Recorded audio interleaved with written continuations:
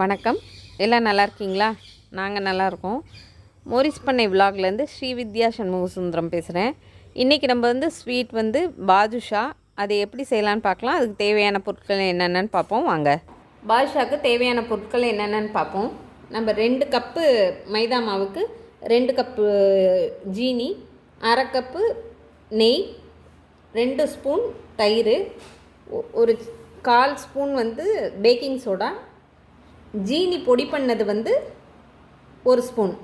இதுதான் தேவையான பொருட்கள். நம்ம இனிமேல் பாதுஷா எப்படி செய்யலான்னு பார்க்கலாம் வாங்க. இப்போ நம்ம இந்த மாவு பிசைஞ்சிக்கலாம். 2 கப் மாவு எடுத்து பிசைஞ்சுக்குவோம். எப்போவுமே மாவு நம்ம சலித்து வச்சுக்கணும். எப்போ எந்த ஸ்வீட்டோ பலகாரமோ எது பண்ணாலும் நம்ம சலித்து வச்சுக்கணும்.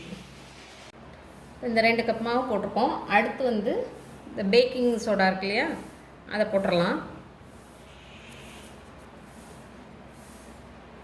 அடுத்து இந்த தூள் பண்ணி வச்சுருக்கோம் இல்லையா ஜீனி, இது அப்படியே ஜீனி போட்டிங்கன்னா நல்லா இருக்காது. அதனால் கொஞ்சமாக பொடி பண்ணி 1 ஸ்பூன் பக்கத்தில் பொடி பண்ணி எடுத்து வச்சுக்கணும். இதுக்கு எப்பவுமே நம்ம ஸ்வீட் செய்யும்போது கொஞ்சோண்டு சுகர் இது உப்பு போடுவோம் இல்லையா, அதனால் கொஞ்சம் ஒரு சின்ன சிட்டிகை சால்ட்டு. இப்போ இதை நல்லா கலந்துக்கலாம். இப்போ இந்த 2 ஸ்பூன் தயிர். தயிர் புளிக்காத தயிராக இருக்கணும். ஃப்ரெஷ் தயிராக இருந்தால் நல்லாயிருக்கும். புளிக்கக்கூடாது. தயிர் புளிக்காமல் இருக்கிறது தான் நல்லாயிருக்கும்.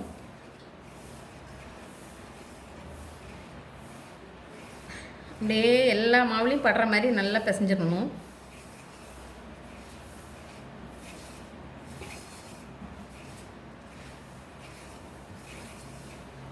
அடுத்து நெய். இந்த நெய்யை அப்படியே விட்டுறலாம்.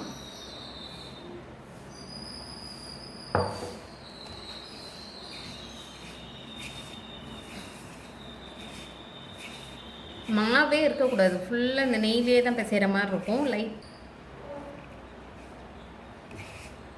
பாருங்கள், இந்தளவுக்கு இதுதான் பதம். சாஃப்டாக தான் பிசையணும். கொஞ்சம் கொஞ்சமாக தண்ணி தெளித்து பிசைஞ்சு எடுத்து வச்சிடலாம். இப்போ கடையிலலாம் பார்த்திங்கன்னா டால்டா போடுவாங்க. நம்ம டால்டா உடம்புக்கு நல்லதில்லை. அதனால் நம்ம வீட்டில் செய்கிறனால நெய்யே போட்டுக்கலாம். லைட்டாக தண்ணி தெளித்து பிசைவோம். தெளித்து தான் பிசையணும். நம்ம இது அப்படியே இந்த குலோப் ஜாமுனுக்கு பிசைவோம்ல, அது மாதிரி தான் சாஃப்டாக தான் பிசையணும். ரொம்ப அழுத்தி சப்பாத்தி மாவு மாதிரியெல்லாம் பிசைஞ்சிடக்கூடாது. அடிச்சும் பிசைஞ்சிடக்கூடாது. இது எந்த அளவுக்கு நம்ம சாஃப்டாக பிசைகிறோமோ அந்தளவுக்கு நல்லா இது கொடுப்போம். பாருங்கள், லைட்டாக தான் தண்ணி தெளித்தேன். அதுலேயே மாவு இப்படி வந்துடுது பாருங்கள். பாருங்கள், கொஞ்சம் தானே தண்ணி தெளித்தேன், ரொம்பவும் தண்ணி தெளிக்கலை நான். ஏன்னா ஃபுல்லாக நெய்யிலே ஏற்கனவே நெய்யில் நம்ம முக்கால்வாசி பிசைஞ்சிட்டோம். பிசைஞ்சால் பாருங்கள், இந்த மாதிரி இப்படியே எடுத்து இப்படியே தான் பண்ணணும்.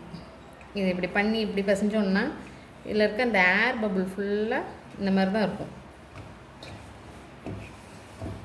வாசமே நல்லா இருக்குது. இது நல்லா 1 ஹவர் ஊறட்டும். ஊறணுன்னா காமிக்கிறேன் பாருங்கள்.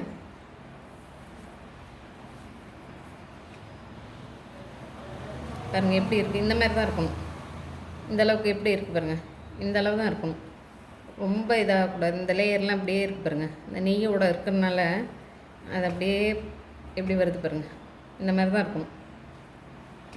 நம்ம அப்படியே இதை எடுத்து ஒரு ஓரமாக மூடி வச்சிடலாம். 1 ஹவர் கழித்து நம்ம இதையே பாருங்கள். நான் பொறுமையாக பார்த்திங்கன்னா 1 ஹவரில் நல்லா எந்தளவு ஊறி இருக்குது பாருங்கள்.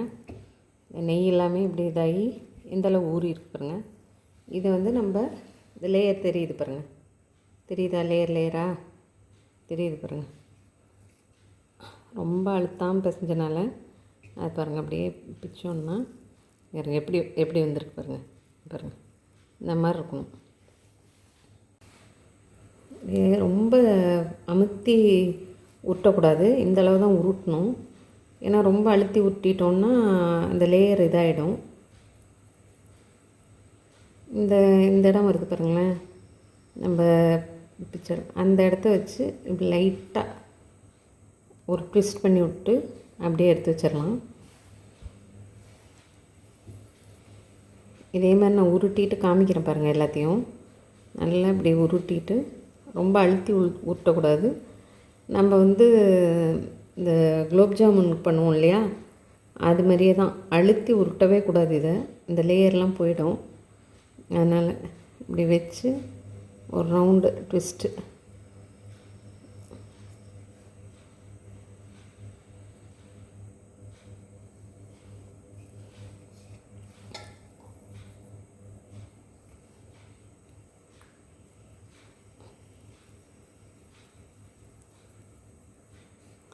எல்லாத்தையும் உருட்டிட்டு காமிக்கிறேன் பாருங்கள். நான் இந்த இடம் இந்த மாதிரி வந்திருக்கு இல்லையா, அந்த இடத்த நம்ம அமுத்தி அப்படி ஒரு ட்விஸ்ட், அவ்வளோதான். இப்படி கொடுத்துட்டோன்னா அவ்வளோதான். பாருங்கள், இந்த மாதிரி உருட்டி எடுத்து வச்சிட்டோம் நம்ம. நான் வந்து எப்படியும் இந்த மாதிரி சின்னதாக தான் போடுவேன். ஏன்னா பெருசாக போட்டால் சில டைம் ஃபுல்லாக நம்மளால் சாப்பிட முடியாது. அதனால் பட்டன் சைஸ் இந்த மாதிரி போட்டோன்னா ஒருத்தவங்க ஒன்று தாராளமாக சாப்பிட்லாம், வேணுன்னா இன்னொன்று கூட நம்ம எடுத்து சாப்பிட்டுக்கலாம். அதுக்காக நான் எப்போவுமே இந்த மாதிரி தான் போடுவேன். இப்போ நம்ம பாகு வச்சுட்டு இதை பொரிப்போம், வாங்க பார்க்கலாம். இப்போ வந்து நம்ம 2 கப் சுகர் எடுத்து வச்சுருக்கோம் இல்லையா, இப்போ இந்த 3/4 கப் தண்ணி ஊற்றினா போதும் இதுக்கு. இப்போ நம்ம 3/4 கப் தண்ணி ஊற்றி வச்சுருக்கோம். மீடியம் ஃப்ளேமில் வச்சு அப்படியே கிண்டி விட்டு காய்ச்சிடலாம். பாகு ஒரு கம்பி பதம் தான் பாகோட அளவு. ஒரு கம்பி பதம் வந்தோன்னே இதை நம்ம ஆஃப் பண்ணிடலாம். இப்போ பார்த்திங்கன்னா சுகர் ஃபுல்லாக கரைஞ்சிருச்சு நல்லா. நம்ம இந்த ஸ்டேஜில் கொஞ்சோண்டு நம்ம ஃப்ளேவருக்காக ஏலக்காய் தூள் போட்டுக்கலாம்.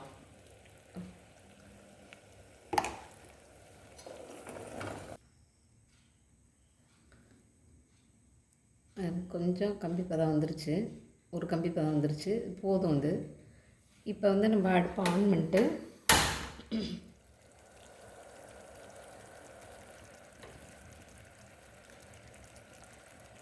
இந்த பதம் மாறாமல் இருக்கிறதுக்காக நம்ம கொஞ்சமாக எலுமிச்சை சாறு இதை ஊற்றிட்டா இந்த பதம் இதுக்கப்புறம் கெட்டி ஆகாது. இப்போ நம்ம இதை அடுப்பை ஆஃப் பண்ணி எடுத்து அப்படியே வச்சிடலாம். லைட்டாக ஊற்றிட்டா இந்த பதம் வந்து மாறாது, அப்படியே இருக்கும். அதனால் லைட்டாக எலுமிச்சம்பழம் சாறு ஊற்றிருக்கோம். எண்ணெய் வந்து ஓரளவு மீடியம் ஃப்ளேம்லேருந்து சிம்முக்கு இடையில வச்சுருக்கோம். எண்ணெய் ஓரளவு சூடு வந்திருக்கு. இப்போ நம்ம ஒரு பாதுஷாவாக போட்டுடலாம்.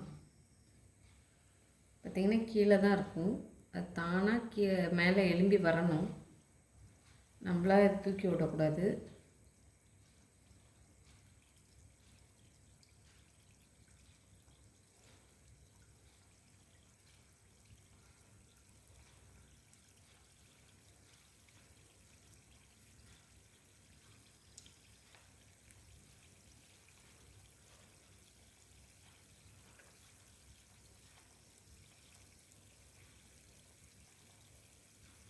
அதுவாக மேலே கிளம்பி வரும்போது காமிக்கிறேன் பாருங்கள். நம்மளா தூக்கி விட தேவையில்லை.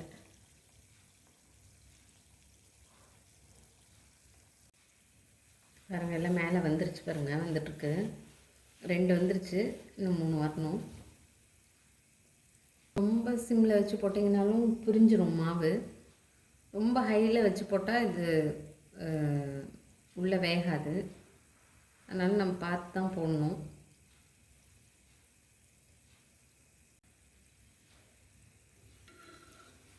அது எந்த அளவுக்கு எப்படி அழகாக வந்துருக்கு பாருங்கள்.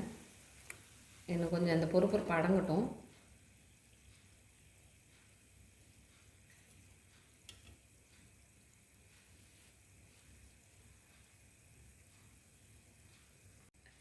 பாகு கொஞ்சம் ஆறி இருந்துச்சு, அதனால் லேசாக சூடு பண்ணிட்டேன் நான்.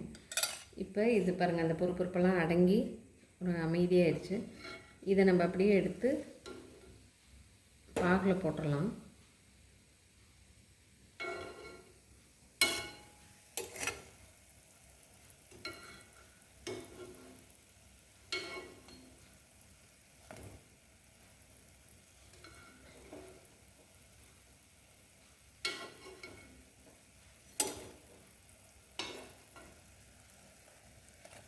இது கொஞ்சம் நேரம் அந்த பாகில் அப்படியே ஊறட்டும்.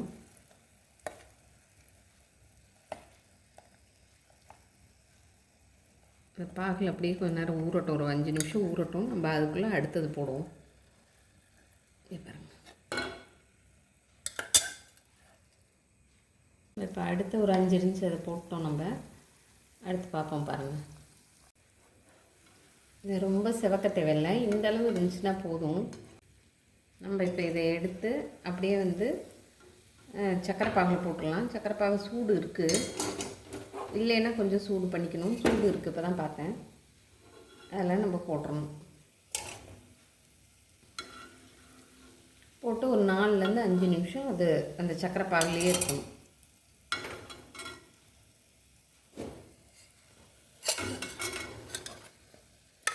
ஏற்கனவே ஒரு செட்டு போட்டாச்சு, இப்போ அடுத்த செட்டு. பார்த்திங்கன்னா பாதுஷா ஃபுல்லாக முடிஞ்சிருச்சு. வேறு பிளேட் மாற்றி வச்சுட்டோம். நம்ம எப்பவுமே ஜீராலேருந்து எடுத்தோன்னே ஒன்று மேலே ஒன்று வைக்கக்கூடாது, தனித்தனியாக வைக்கணும். மேலே சும்மா டெக்கரேஷனுக்காக பிஸ்தாவும் முந்திரியும் கட் பண்ணி போட்டிருக்கேன். இதை நான் ஒரு பீஸ் வந்து உங்களுக்கு இது ஓப்பன் பண்ணி காமிக்கிறேன். பாருங்கள் எப்படி இருக்குன்னு.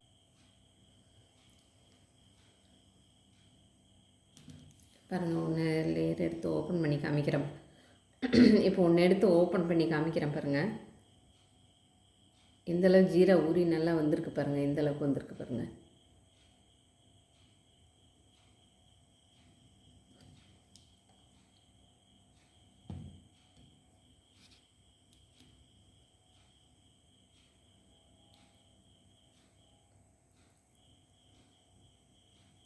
லேயர்ஸ் அப்படியே இருக்குது. பாருங்கள், லேயர்ஸாக நல்லா வந்திருக்கு. பாருங்கள்,